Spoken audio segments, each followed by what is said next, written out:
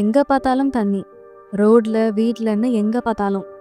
கடலா, நிலமான்னு தெரியாத அளவுக்கு அவ்ளோ தண்ணி. டிவி சேனல்ஸ்ல எல்லாம் இத பத்தின நியூஸ் தான். கடல் நீர் மட்டம் வேகமா உயர்ந்துட்டே வருதுன்னு. இத கேட்குறப்போ நீங்க என்ன பண்ணுவீங்க? அப்பப்போ வெள்ளம் வந்ததெல்லாம் இப்போ சர்வசாதாரணமா தெரியும். இது ஏதோ சயின்ஸ் ஃபிக்ஷனல் மூவியோ இல்ல உங்க கனவோன்னு மட்டும் நினைக்காதீங்க. ஃபியூச்சர்ல உண்மையாவே இது மாதிரி ஒன்று நடக்க நிறையவே வாய்ப்பு இருக்கு. அப்படி இது மாதிரி ஒன்று நடந்தா எப்படி இருக்கும்? இன்னைக்கு நம்ம பார்க்க போற டாபிக் அதுதான். நம்ம பூமியில கடல் நீர் மட்டம் உயர்ந்தா என்ன ஆகும்ன்றது தான். ஹே காய்ஸ், நான் தான் Soumya and welcome to Phoenix Park. நம்ம பூமியில நிறைய பனிப்பிரதேசங்கள் இருக்கு. இது இயற்கையான ஒரு ஃப்ரிட்ஜ் மாதிரி செயல்பட்டு நம்ம பூமியோட காலநிலை மாற்றத்தை சமமா வச்சுக்கும். பூமி வெப்பமடையும் போது இந்த பனிப்பிரதேசம்லாம் உருகி பில்லியன் ட்ரில்லியன் லிட்டர்ஸ் கணக்குல தண்ணிலாம் கடல்ல கலந்துட்டே இருக்கும். ஆனா இது பாதி கதை தான்.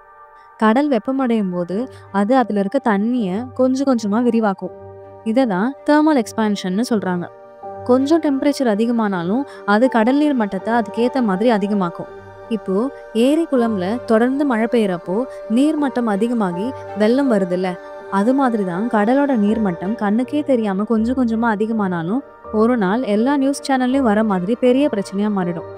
சுற்றுச்சூழல் ஆர்வலர்கள்லாம் நம்மள நிறைய தடவை வார்ன் பண்ணிட்டாங்க, பூமியை வெப்பமாக்குற மாதிரியான விஷயங்களை அதிகமா பண்ண வேணான்னு.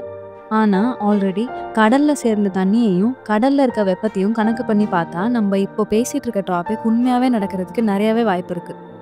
ஆனா இது மாதிரி ஒரு விஷயம் உண்மையாவே நடக்க இன்னும் எவ்வளவு நாள் இருக்கு?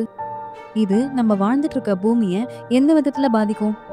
ஃபர்ஸ்ட், கடல்ல ஓரத்துல இருக்க எல்லா ஊரும் இதனால நிறைய பாதிப்படையும். நியூயார்க், லண்டன்னு பெரிய பெரிய சிட்டிஸும் இதுல இருந்து தப்பிக்க முடியாது. உலகத்துல கடலை ஒட்டி இருக்க எல்லா நாடுகளும் பயங்கரமா அடி வாங்கும். பொருளாதாரத்தோட நிறைய பகுதி கடல் வழி வணிகத்துல இருந்து தான் வருது.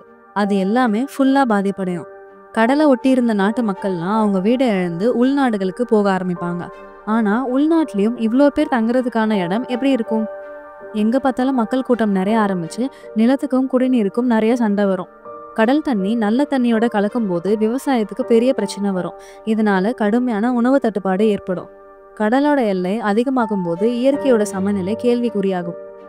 ஆனா இது மாதிரி எவ்வளவோ பிரச்சனை சொன்னாலும் நிறைய நாட்டோட கவர்மெண்ட் இப்படி ஒரு அழிவு வர்றதுக்காக வெயிட் பண்ணிட்டு இல்லாம எப்படி இதுல இருந்து தப்பிக்கிறதுன்ற வழியை பத்தி யோசிக்க ஆரம்பிச்சிட்டாங்க.